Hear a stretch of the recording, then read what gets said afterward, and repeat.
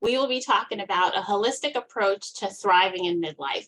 I'm Dr. Angelique Rodori. I'm an OBGYN and the medical director of women's services in the Western region of WellSpan. I am thrilled to be your co-host tonight. I am joined by my colleague, Dr. Mahir Modi.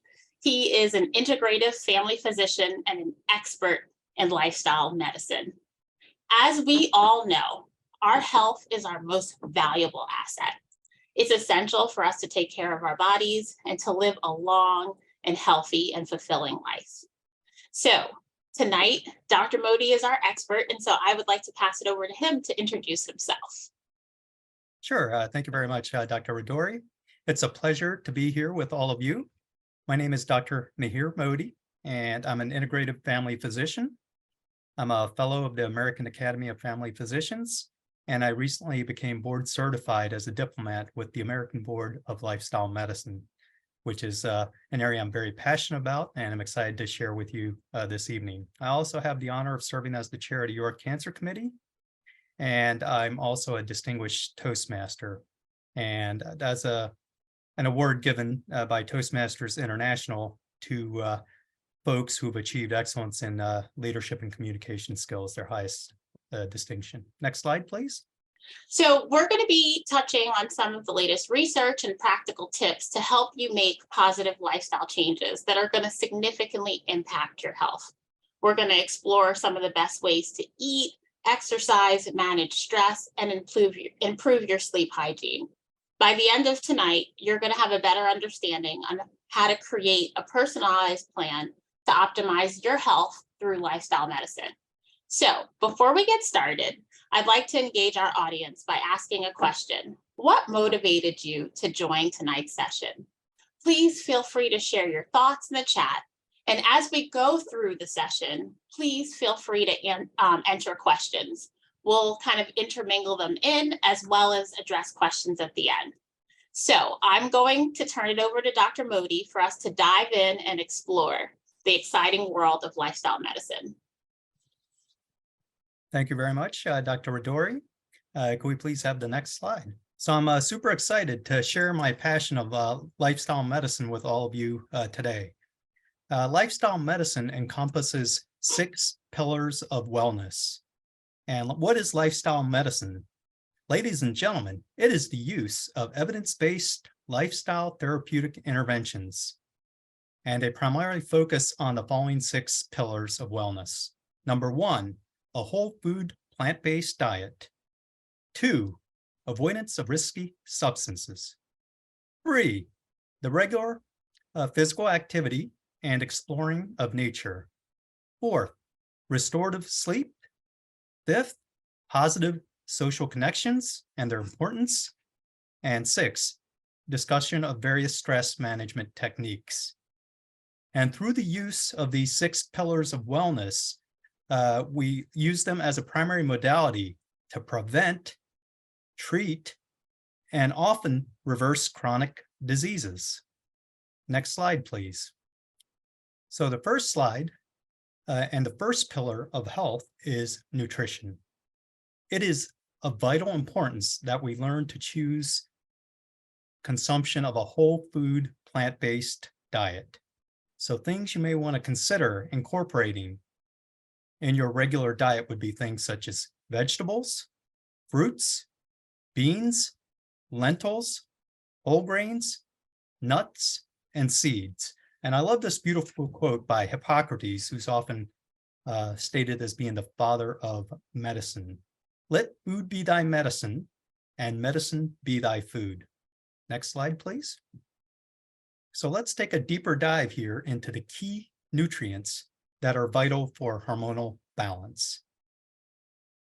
The following are essential. 1, we want to make sure we're getting adequate calcium in our diet. They recommend about 1,200 to 1,500 milligrams daily, and this helps with our bone growth, bone health, and various sources of calcium would include things such as dairy products like milk, yogurt, and cheese, as well as green leafy vegetables such as kale, spinach, tofu, and beans. 2, vitamin D is of vital importance as well, and they recommend getting about 400 international units daily. And this also benefits the bone health, and various sources for vitamin D would include sunlight, eggs, oily fish, and cereals. Third, vitamin C and 75 milligrams a day are what's essential. And this benefits immune support, collagen production, which helps us prevent from getting wrinkles as we age, and mitochondrial health. And mitochondria are the powerhouses or sources of energy for our body. And good sources of vitamin C would include things such as oranges and citrus fruits.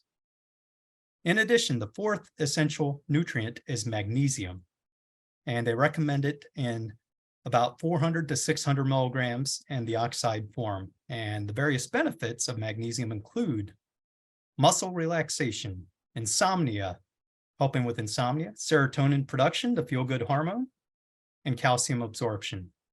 Various sources of magnesium will include things such as black beans, dark chocolate, almonds, and spinach. Next slide, please. Basically, we want to eat till you're about 80% full. In addition, it is vital importance to make sure you're drinking about 8 to 9 glasses of water a day. You want to eat the rainbow, all the various plethora of colors that the fruits and veggies come in. It's important to maintain a healthy weight, and you want to incorporate foods that are high in protein, such as dairy, nuts, meat, fish, and eggs. And you also want to minimize caffeine, alcohol, sugary, or spicy foods. Next slide, please. So expanding on nutrition, we want to talk a little bit about substances that are risky that we should avoid, okay? One of them is tobacco. Smoking and exposure to secondhand smoke are major risk factors for tons of chronic diseases. We're talking heart disease, lung cancer, respiratory illness. I'm not sharing anything new or groundbreaking here. Avoiding tobacco in all forms is crucial for maintaining good health. Now let's talk about one that's a little controversial, a little touchy. And Dr. Modi, I'm interested to have you weigh in on this. So alcohol. Moderate alcohol consumption. There's been a lot of mixed messaging, but it may have some positive health benefits. We know excessive drinking can lead to liver disease, cancer, and other health problems. Lifestyle medicine promotes avoidance and definitely moderation and responsible drinking habits. So usually you should avoid it. It doesn't have tons and tons of added benefits. Dr. Modi, do you have any thoughts on this one? Yes, alcohol, based on the American College of Lifestyle Medicine, they definitely recommend trying to avoid it, but if you can't, or if you enjoy it, to certainly keep it very limited. And what I mean by limited would be the equivalent of maybe 2 glasses of wine for males and 1 glass of wine for females per day. And there's also been talk with regards to red wine potentially, and it maybe having some benefits, but they are not really real significant. And alcohol is one of those things that actually can lead to problems with insomnia. Mm-hmm. So that's another thing to keep in mind. Absolutely. Over the long term. Absolutely. So illicit drugs are another substance that we should stay away from. Naturally, illicit substances can lead to addiction, overdose, and a range of health problems. So lifestyle medicine advocates to avoid all illegal drugs altogether. Processed foods. We touched on this with Dr. Modi's piece on nutrition, but many processed foods are high in unhealthy chemicals, added sugars, unhealthy fats, salts, and that's going to increase your risk of obesity, heart disease, and other problems. Environmental toxins, lead, mercury, pesticides, they all have negative health consequences, so trying to avoid those. There's even a growing body of research related to air pollution and how it can impact respiratory illnesses, heart disease, stroke, and some types of cancer, even cognitive decline and dementia. So, air pollution is something that at an individual level, we don't have tons of control on. We can mitigate our contribution to it, but also the way we advocate in our public health policies for mitigating and decreasing air pollution. Other things that are been shown are plastics and endocrine disruptors. So there's chemicals found in plastics. Many of you may have heard of BPA and phthalates. They've been linked to a range of negative health outcomes, including reproductive problems, developmental issues, and certain types of cancer. Recent research has also suggested that these chemicals, interfere with hormone function in the body. Next slide, please. Yes, one thing before we move on to the physical movement pillar, and that is that I wanted to add, with regards to environmental exposures to things like Wi-Fi and 5G, also over the long haul has been shown to be detrimental to our health. So we definitely want to try and minimize exposures to those things as well. And now moving along to the next pillar of health, let's talk a little bit about physical movement. Physical movement is vital. You want to try and do a physical activity that brings you joy. Consider it more as a form of play and not exercise per se. As we age, it's also important to incorporate some lightweight lifting. Perhaps you could use some light 5 to 10 pound dumbbells, but that is essential because as we age, we all lose a certain percentage of muscle mass. So that's why not only is it important to do physical exercise in the form of running, walking, biking, treadmill, but you also want to incorporate a little bit of lightweight lifting as well to maintain your muscles. And perhaps you can enjoy listening to music or a podcast, your favorite podcast or music, song or group while you're doing it. That way you get added benefits as well. And you're using multiple senses as well. Next slide, please. So now what I'd like to do, I'd like to invite all of you to participate in a little bit of active exercise here. So I'd like to invite all of you to stand up if you could, and please be aware of any conditions that you may have, and please just listen to your body, when you do these exercises. If you're not able to do them or they're causing pain, please just acknowledge that and do what you're able to tolerate. So let's all have everyone stand up and reach up in the air, reach as high as you can. Feel the stretch from your tailbone all the way up to your arms and shoulders here. And then now, perhaps if you're getting, if you want to challenge yourself, go ahead and put your stand on your toes if you're able to. And just feel that extra stretch in your heel and your foot as we do this. Now you may come back down here. The next activity I'd like to incorporate is let's go ahead and have everyone lean towards your left here a little bit. Feel the stretch on your side as we have you lean towards the left. Now you can bring it back to the center here.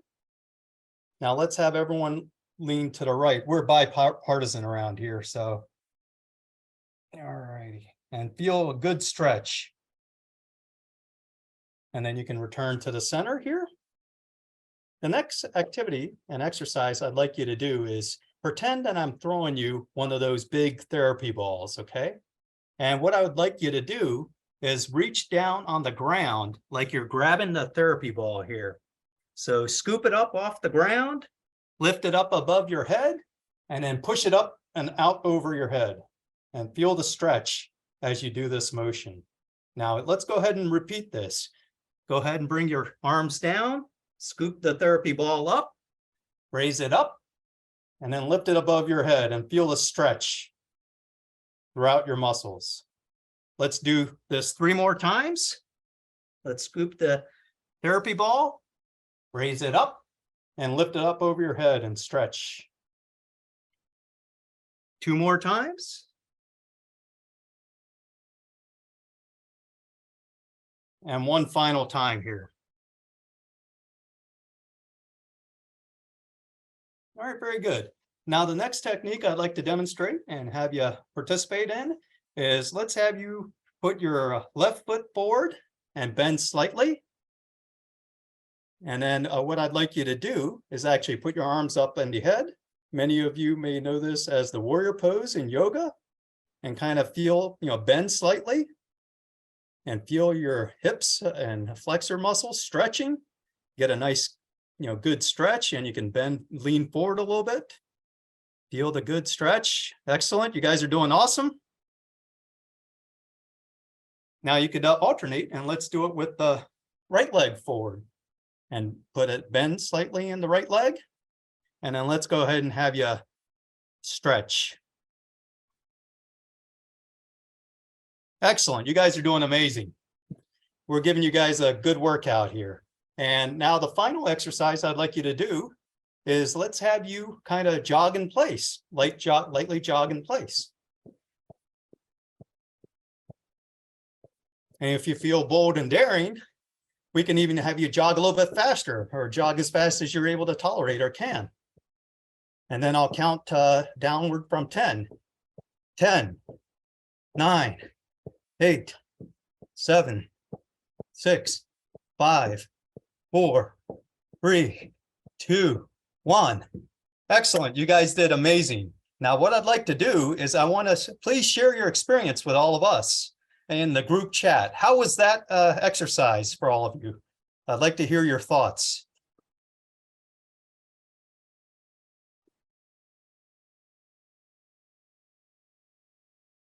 Dr. Rodori, are you able to read some of the quotes, the comments there? Yep, I'm coming in. We had a couple questions. Sure. They're more about our nutritional. Sure. Our nutritional questions. But just comments are very nice. It was great and easy. Good. Wonderful. All right, let's move on to the next slide, please. Thank you, everyone. So the benefits of exercise during perimenopause and menopause include the following. They help one maintain a healthy weight. 2, they help build your bones. 3, they help your heart. It helps lower the blood pressure, improves the cholesterol and circulation. In addition, it keeps up your energy, builds endurance, and uplifts your mood. It can also help improve your sleep and leads to a decrease in the severity of hot flashes. Next slide, please. This is a fascinating study here that was recently published in the Journal of American Medical Association, JAMA, Internal Medicine, September 22. Walking for a Health study. Every step counts. Each additional 2,000 steps per day, up to 10,000 steps, is associated with an 8 to 11% fewer deaths and less heart disease and cancer. That's truly a remarkable stat. In addition, they found that moving faster offers an added extra health bonus. Walking briskly has an even stronger link to lower health risk. Now, the important thing with walking or even hiking is you want to try and enjoy it mindfully. So don't just go out there and walk. When you go out and you go on a walk or a hike, I want you to incorporate as many of your senses as possible. So what I mean by this is with your eyes, look at the beautiful world around you. Appreciate the beautiful blue, the sky blue, sky. Appreciate the radiance and the brilliant yellow glowing sunlight. Appreciate the green, lush green grass, the green trees this time of year. Notice the blooms on the trees and the buds. Take in the wind, how the temperature feels. Take in the sounds of nature, such as the birds chirping or the birds flying overhead, or perhaps even a plane in the sky in the distance. So this is what I mean by I want you to enjoy the walk or hike mindfully. Try and incorporate all 5 of your senses. Sometimes you can even notice that they put out fresh mulch and things in the flower beds, and you can feel, sense the aroma, smell the aroma, fragrance that it emits. Next slide, please. Now, nature. Daily exposure is of vital importance. And it is essential that we get exposed to not only green, but blue spaces. Fresh air is absolutely amazing. So green spaces would be things such as parks, garden, forest. Blue spaces would include things such as the beach, ocean, lake, rivers, ponds. Nature helps us inspire a sense of awe, wonder, and curiosity. Life is truly beautiful, and there is beauty all around us. It is up to us to open our eyes and admire it and appreciate it and enjoy it. Next slide, please. Okay, thank you so much, Dr. Modi. After a long day, the movement, and it was just nice. You don't forget how much tension we build up in our bodies. That was great, wonderful. So I am going to be talking a little bit about how to hack your sleep and prepare yourself for bedtime success. And that starts with a wind down period. So wind down is essential. This refers to the time that we spend kind of quieting our mind before bedtime, stop signaling for cortisol and all of the things that we have running through our heads to be going. Once this happens, our cortisol levels can drop to where they need to be for us to fall asleep. Wind downs can help you even stick to a bedtime routine. They can help shut down distractions, which are known to be sleep saboteurs. I know I'm one of those that's up sometimes in the middle of the night and just, my mind is racing, but I never was intentional about the wind down period. So it is really helpful. So how do you do the wind down? You are going to begin about 30 to 60 minutes before lights out. At a high level, you're going to start dimming the lights. You're going to turn down the thermostat. You're going to wrap up texting and social media. For those of us that are really into social media, at least quit with the scrolling and, stop commenting and posting. The key to a successful wind down is really slowing your pace and moving yourself into more relaxing activities. In a perfect world, this is going to be reading a book. You're going to engage in a soothing skincare routine.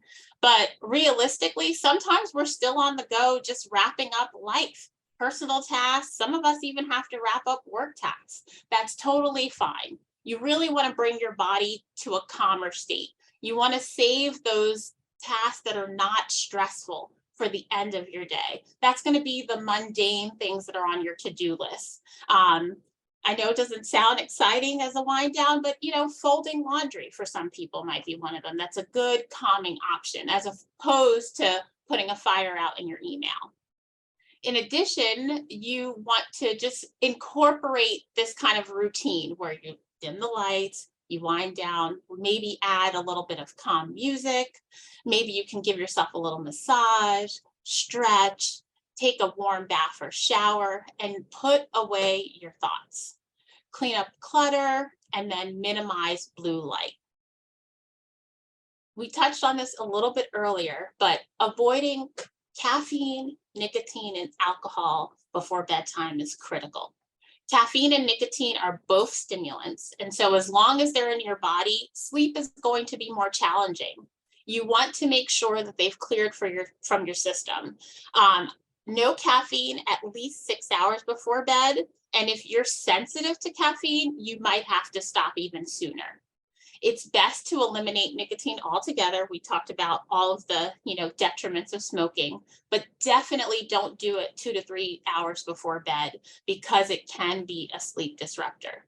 As for alcohol, it's a sedative. So some people think, you drink a glass of wine, that relaxes you. It might even make you feel more sleepy, but the sleep that you're going to get is not restorative, because alcohol interrupts your circadian rhythm and it blocks REM sleep.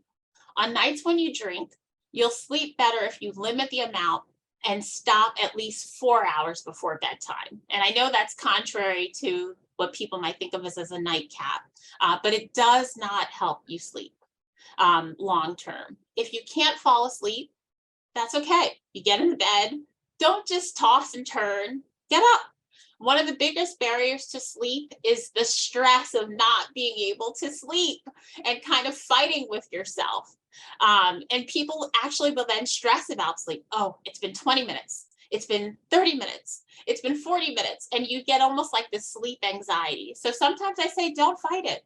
Get up, and go do one of those calming activities or those mundane tasks, and you will start to feel drowsy again, and then reattempt getting back to the bed and getting to sleep. Keeping the room cool, as I mentioned, for people that are going through the menopause transition, this can be helpful. Studies have shown when the temperature is too high, it takes a longer time to fall asleep, and the sleep quality isn't as good. So to ensure your body's temperature is in the optimal range, you want to keep the temperature in your room, mid 60s, around 65, according to the National Sleep Foundation. You want to make sure everything's dark. So we'll talk a little bit about supplements shortly, but darkness signals for your body to produce endogenous melatonin. This is important because melatonin not only increases sleepiness, but it also increases the length and the quality of your sleep. So as I said, starting with the, preparing yourself with the wind down, dimming the lights. But then when you're going into the sleep phase, consider blackout curtains, consider sleep masks, if you have windows that let in distracting light. You want to cancel out disruptive noise as well. Noise can, really wake you up. Disruptive noise, I mean. Some people benefit from kind of white noise or a sound machine. That helps to override disruptive noises like, say, your cell phone's chirping, etc. Other just little things that you can incorporate into your wind down, if you choose a book, choose one that's not overly stimulating, one that doesn't take a lot of brain power. Sometimes reading a thriller right before bed is not always helpful. So you want to choose books that are calming. You can listen to a podcast, you can do an audiobook, and there are apps like the Calm app, which have a collection of bedtime stories that are meant to help to put adults to sleep. Once you're in bed, you're going to close your eyes, start at your feet, and really release the tension and relax your muscles and gradually move up to the top of your body. We don't realize how much tension we carry in our bodies. And so doing this kind of body scan deliberately allows you to focus on your body and focus on relaxing, as opposed to hopping in the bed, carrying all your tension, and just expecting to fall asleep. Other options are trying meditation, and we'll discuss that a little bit later. Next slide, please. So, sleep aids. So you try the wind down routine, you try to set yourself up for success, and despite your best plan, the strategies don't work. This happens to us all. It is okay. There are some other things that you can do that can be helpful. I actually don't routinely recommend using supplements. You can become dependent on them, and there hasn't been a lot of evidence that they're truly effective for long-term improved sleep.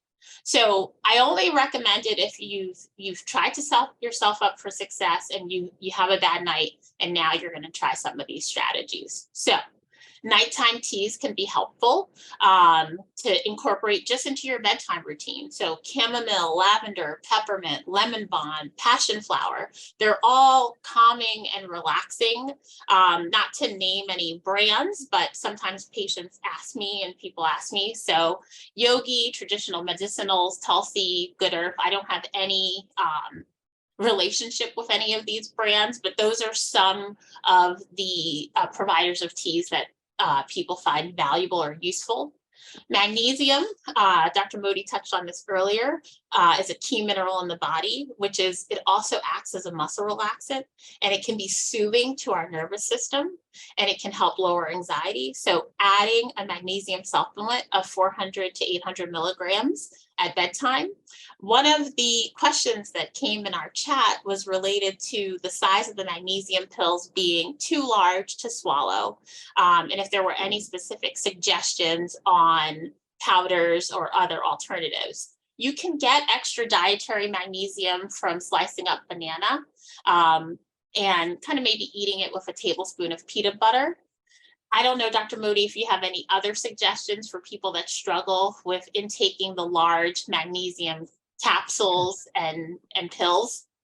Yeah, I mean, magnesium does come in various forms, and You can even get it in the powder form. I don't have a specific recommendation for a brand, but what I would suggest you do is talk to your local pharmacist, go to the store and they can help guide you, or you can go to like a general nutrition store and they have various alternatives to, larger pill forms.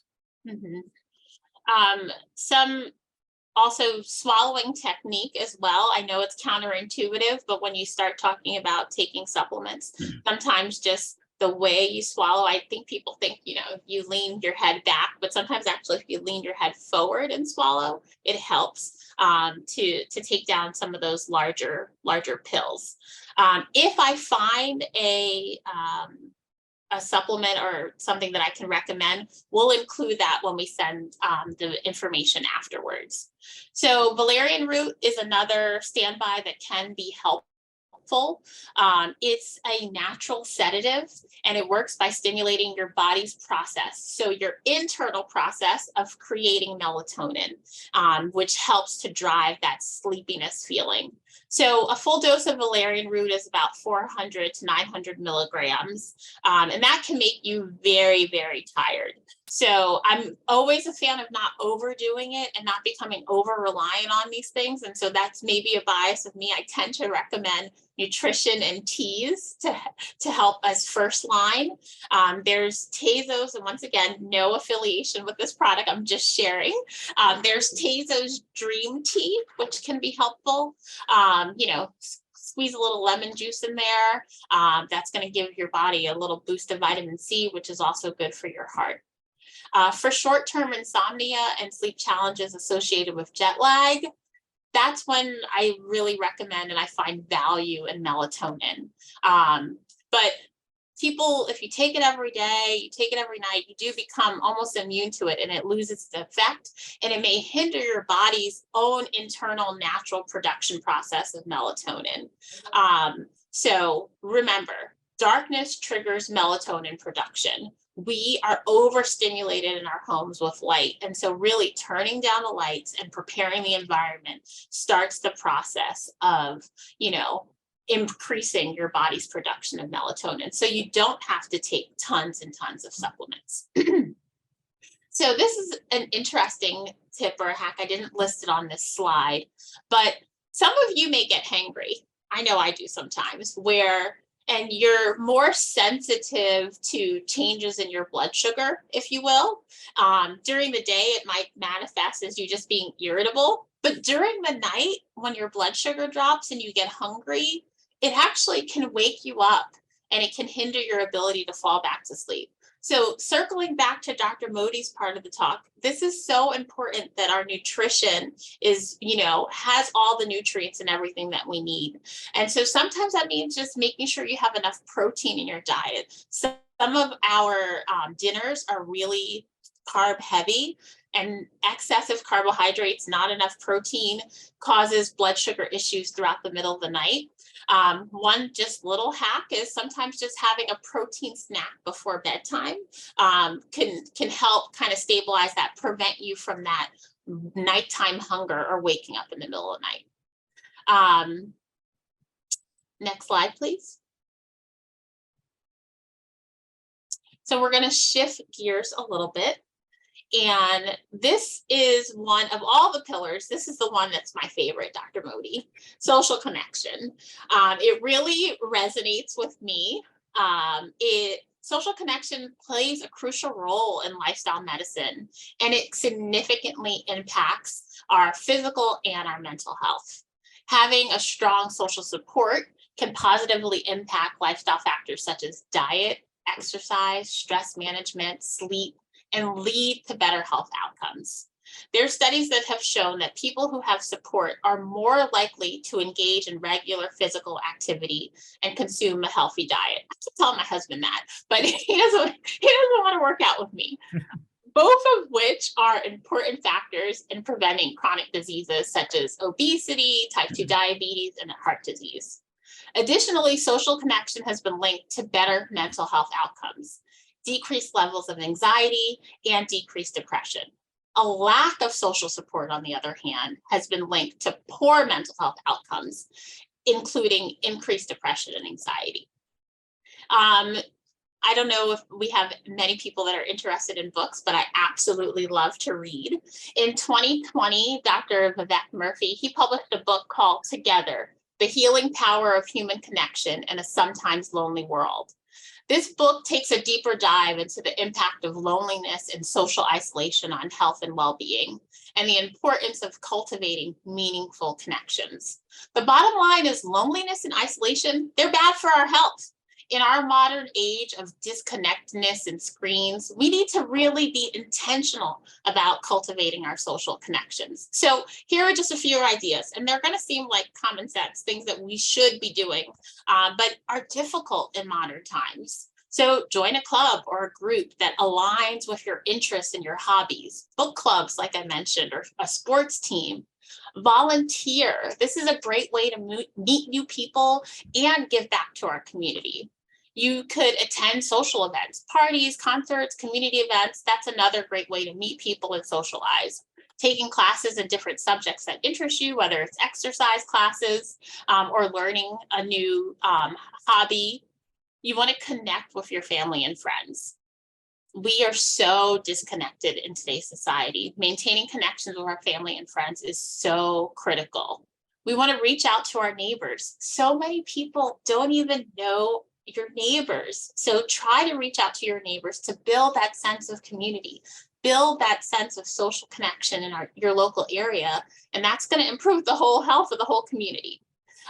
Social media, I want to touch on this one. This can be a useful tool for connecting with others, and it can be useful to maintain your relationships, but it's important to use it in moderation, and you want to prioritize, because you get on the scrolling and you go down some rabbit holes that are truly not healthy, and they can churn anxiety. Next slide.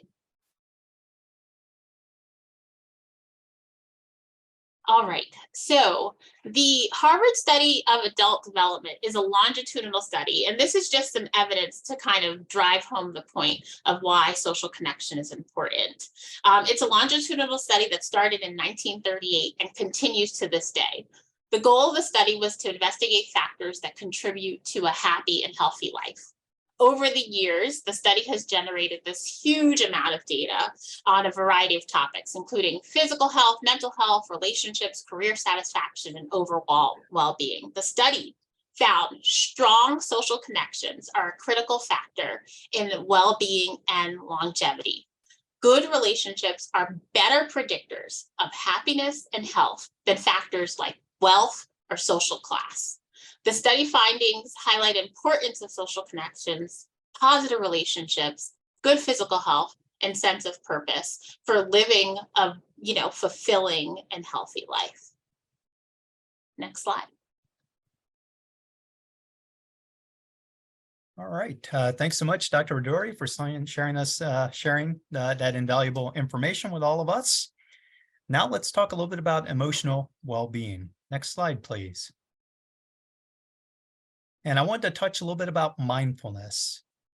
Mindfulness is a term, and that was coined back in the 70s. And the founder of the mindfulness movement was a gentleman by the name of Jon Kabat-Zinn.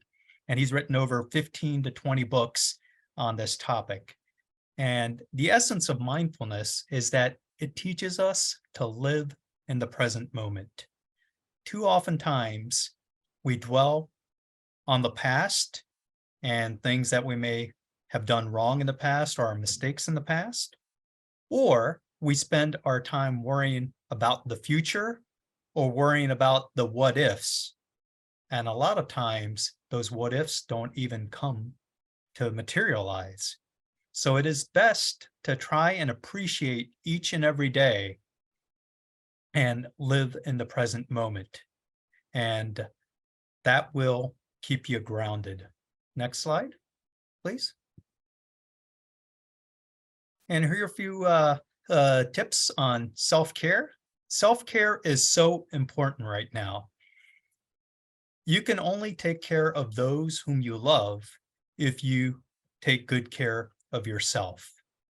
And the ways that you can accomplish this, here are some helpful suggestions. One, you could do a relaxing bubble bath at the end of a, busy day at work. Two, you can go for a massage or have your loved one, give you a massage. Three, chocolate. Now, who doesn't love chocolate? Everyone does. Now, dark chocolate actually has added health benefits, and they recommend 70 to 80% cocoa or more, cacao or more, and to derive, added benefits. Fourth, engage in hobbies like Dr. Rodori shared, because this will keep you stimulated, it'll keep you active, and it'll keep you energized. Five, make a gratitude list. Say, come up with 3 good things at the end of your day. Write them down, list them on your phone or journal, and then go to bed. And then you could also do 3 good things, perhaps even upon awakening, to start off the day. And always, always remember to just breathe. It is important that we, take slow, deep breaths and then try and have a prolonged exhalation phase, especially if we're feeling uptight or anxious. Doing this will enable us to relax. And always remember to smile. Just the mere act of smiling stimulates your feel-good hormones, your dopamine and serotonin, and you feel better instantly. Another good suggestion is listen to your favorite music, song, or even sing, dance. Those are all wonderful things that you could incorporate into your daily lives. Next slide, please. Now, at this time, I'd like to invite all of you to participate in a brief heartfulness relaxation followed by meditation.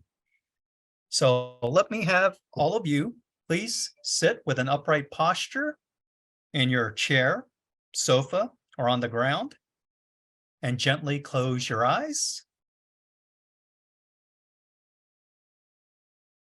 Feel your breath flowing in and out of your body. Breathing in and breathing out.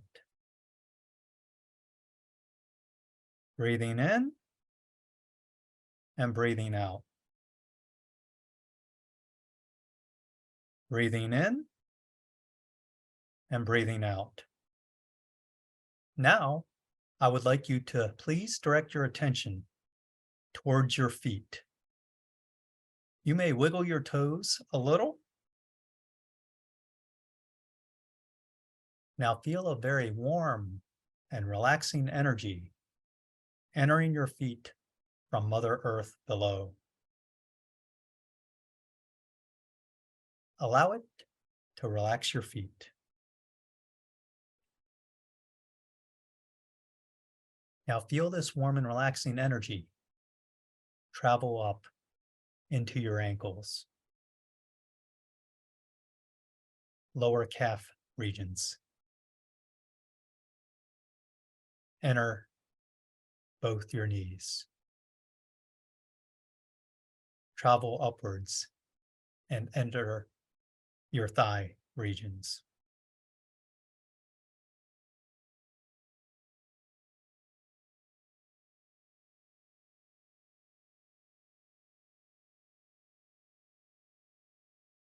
Now notice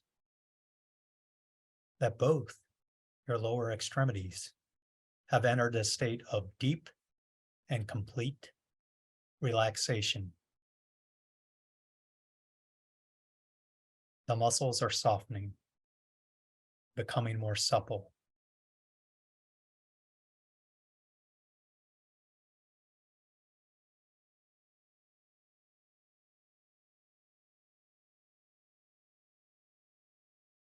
Allow this very relaxing energy to enter both your hips and relax them in the process.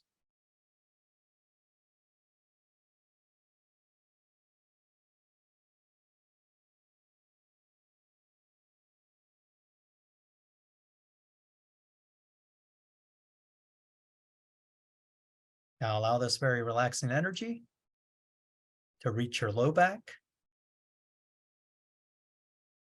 and feel the warmth radiating upwards into your mid back.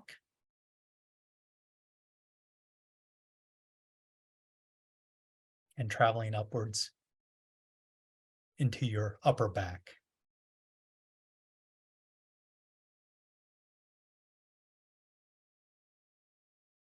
And notice that the muscles within your entire back,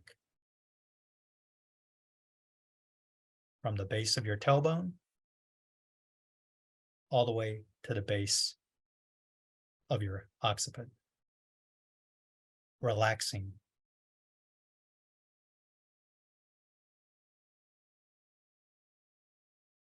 And entering a state of deep and complete relaxation.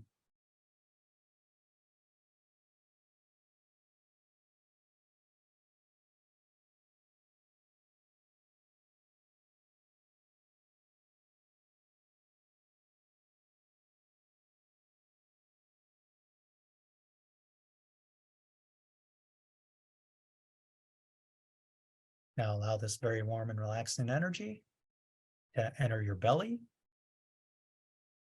and its surrounding muscles.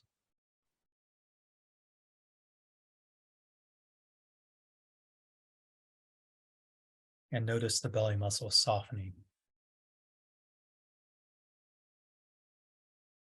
The muscles within your belly are able to move more freely as the tension dissolves away.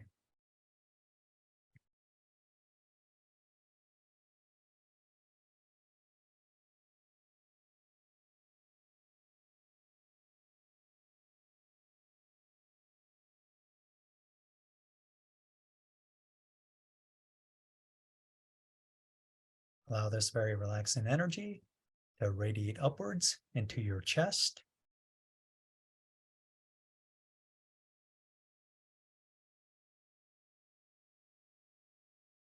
Feel the chest muscles becoming more supple.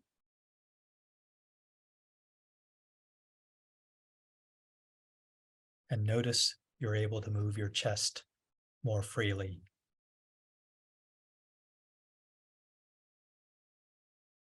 With every cleansing breath that you take in,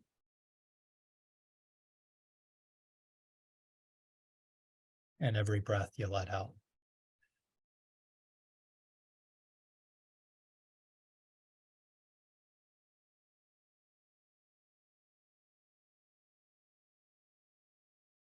Allow this warm and relaxing energy to enter both your shoulders.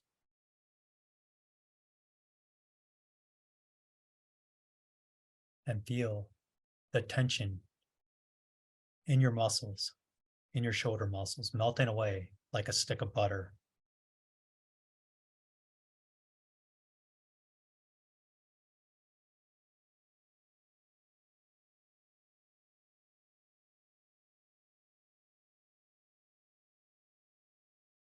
Allow this warm and relaxing energy to move into your upper arms. Radiate down to both your elbows. Travel down into both your forearms. Enter both your wrist.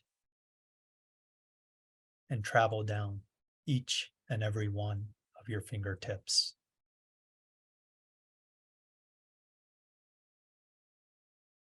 Now feel both your upper extremities deeply relaxing.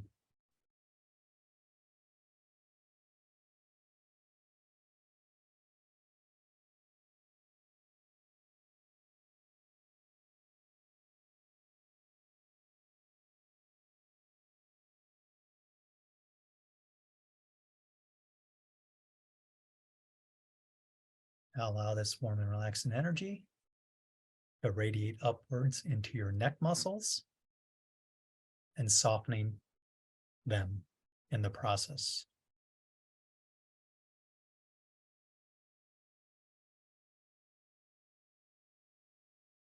Notice the neck's muscles entering a state of deep and complete relaxation. and that you're able to move your neck more freely as the tension melts away.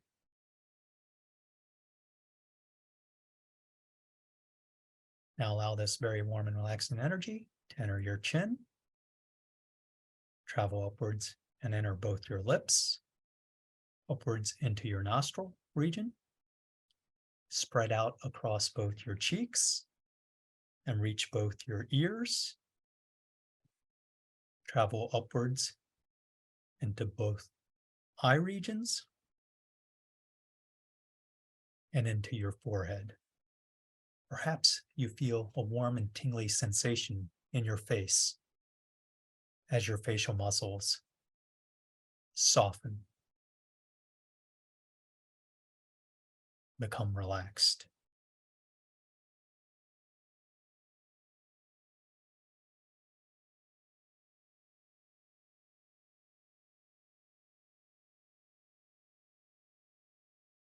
Allow this very relaxing energy to radiate upwards to the top of your head and travel to the back of the head. And feel your entire head relaxing.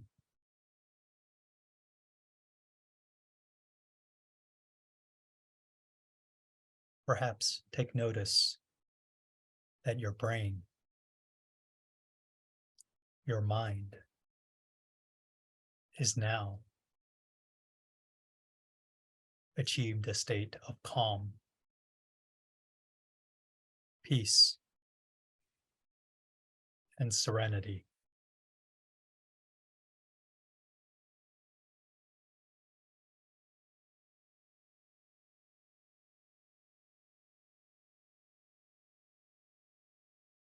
Now I'd like you to take a moment and scan your entire body from the very top of your head all the way down to the very tips of your toes.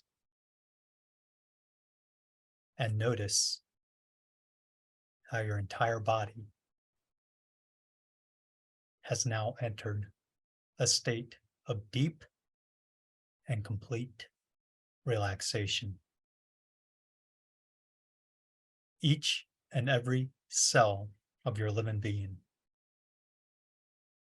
is in a state of harmony and balance.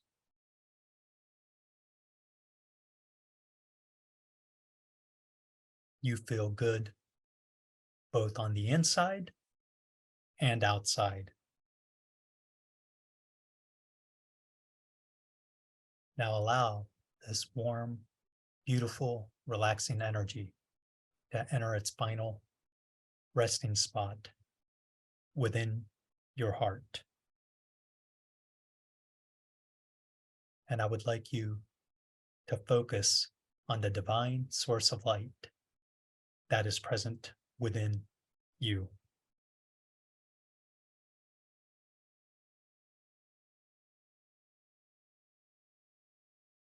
And that radiates from you.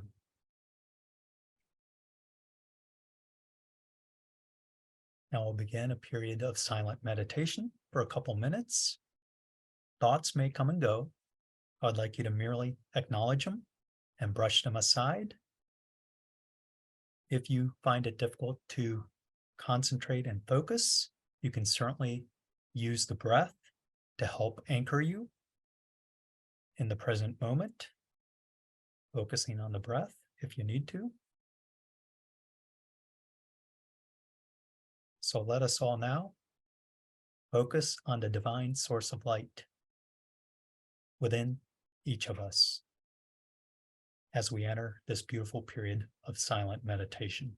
And at the conclusion, I will say that's all. Please start meditation.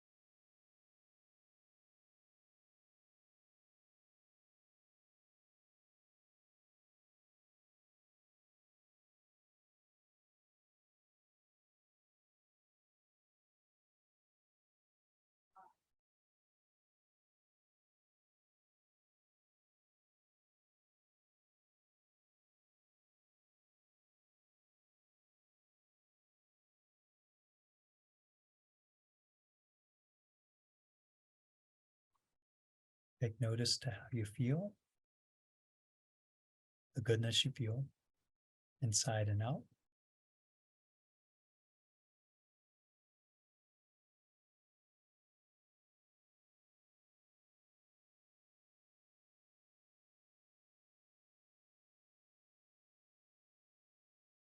Try and cherish this special moment.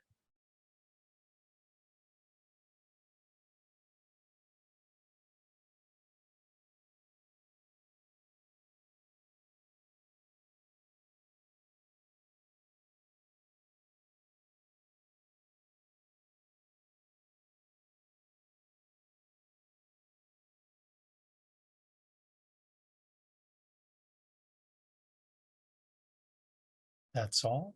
Now over the next 30 seconds, gently bring your awareness back to the present moment.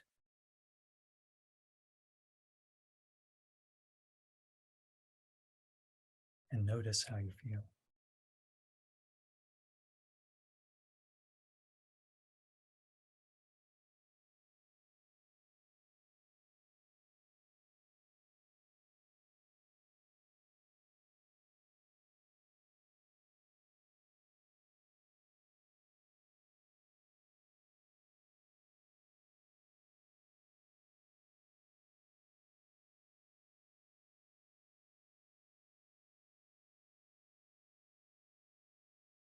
You may gently open your eyes. Thank you so much. May you stay well. And I hope you have a wonderful rest of your evening.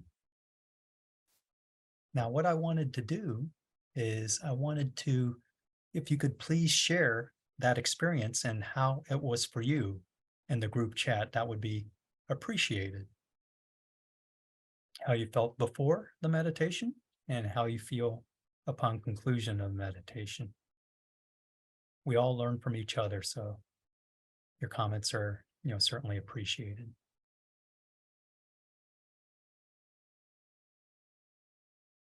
And with that, I'd like to could we please have the next slide?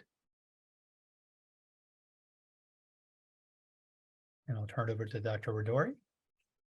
Thank you so much, Dr. Modi.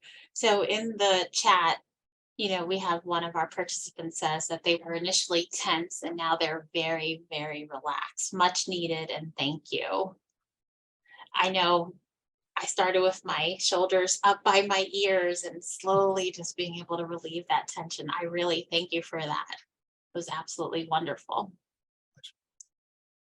So here at WellSpan, we have providers that specialize in caring for people during the menopause transition and beyond. Our WellSpan midlife providers are NAM certified, and that means they're experts in the field of menopause and women's midlife health. They're located all across South Central PA. Many of our providers even offer virtual visits. So if you're seeking care, we invite you to see one of our NAM certified provider, and you can find out more about our providers on the wellspan.org website. Next slide. We hope this webinar has provided you with valuable insights and information. We covered a lot of ground, and I encourage you to just take it in and really reflect on what you learned and think about how you can apply some of these concepts to your own life. Before we end, we want to continue to give the opportunity to answer questions. We're a little over the 7:30 hour, so we'll try to run through just a few questions. And please leave in the Q&A if there's anything that we haven't covered. Is there any topic that you would like more information on? We're really open to doing future chats, and so we'd love some of your ideas, and we want to know what you want to know more about. So we're going to open up the floor for questions. So if you have a specific question or you have thoughts or you have feedback on tonight's chat, we'd really love to hear from you. And thank you for joining tonight. So in the chat, one of the questions was related to nutrition. We have a couple of nutritional questions, Dr. Modi. One of them is, how much protein should a person over the age of 50 consume? I know we talked a little bit about protein a couple times tonight. Sure. Yeah, I'll be happy to answer that question. So adequate dietary protein intake for folks, older folks 50 and above would be at least 1 to about 1.2 grams per kilogram body weight per day. So that's a good handy reference to use for everyone. Thank you. Another question that we have was, should we avoid eggs since they're really high in cholesterol? Yes, that is an excellent point. And eggs are definitely one of those foods that, although they're high in protein, you definitely want to minimize them. So I would say it's best to try and minimize consumption of eggs. And yeah, that would be the best guidance. And that would include all types of eggs, whether it be white or yellow yolk. Okay. All right. Let's see what other questions we have here.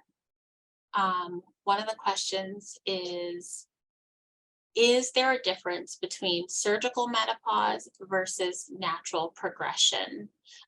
Every person's journey through menopause is a little bit different. Surgical menopause, though, in general, tends to be an abrupt and immediate drop in your hormones due to removal, typically of the ovaries. And so it tends to be far more abrupt. And for some people, the symptoms tend to be far more severe.